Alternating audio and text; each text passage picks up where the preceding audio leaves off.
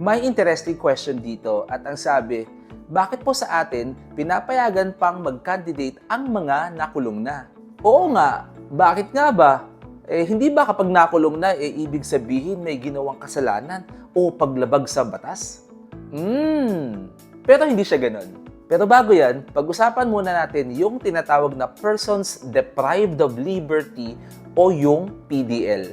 Dito sa Pilipinas, kapag sinabing PDL, ito ay nangangahulugang inmate, either prisoner or detainee. Generally, ang inmate ay isang individual na nakakulong sa isang correctional facility. Ang prisoner naman ay isang inmate na nagsiserve na ng kanyang sentensya.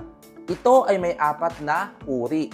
Una ay ang insular or national prisoner, ikalawa ay ang provincial prisoner, ikatlo ay ang city prisoner, at ikaapat ay ang municipal prisoner.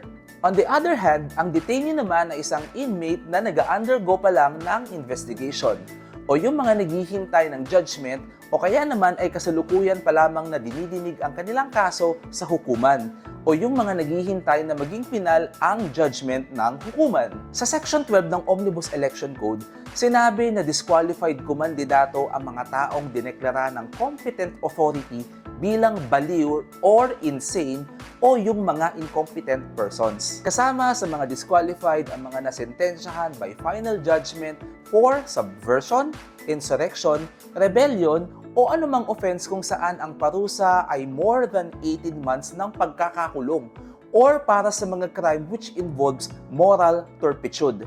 Pwera na lamang kung ang mga ito ay nabigyan ng plenary pardon or nag-grant sa kanila ang amnesty. Ang disqualification naman na ito ay deemed removed na after ng expiration ng 5 taon from the service of sentence.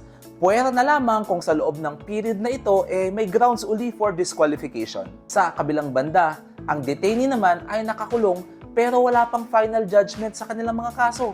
Kaya ibig sabihin, hindi sila kasama sa mga disqualified na kumandidato. Marami tayo nakita mga individual na noon ay nakulong, kumaharap ng kaso, ngayon nagpapaluklok sa pwesto. Sa bandang huli, nasa taong bayan pa rin ang desisyon kung sila ay boboto, iluluklok sa pwesto at bibigyan ng pagkakataon na makapag-serbisyo sa publiko. Ito si Atty. Ian na nagsasabi sa inyong alamin natin ang batas at mamuhay tayo sa mundo ng hindi marahas. Hanggang sa muli,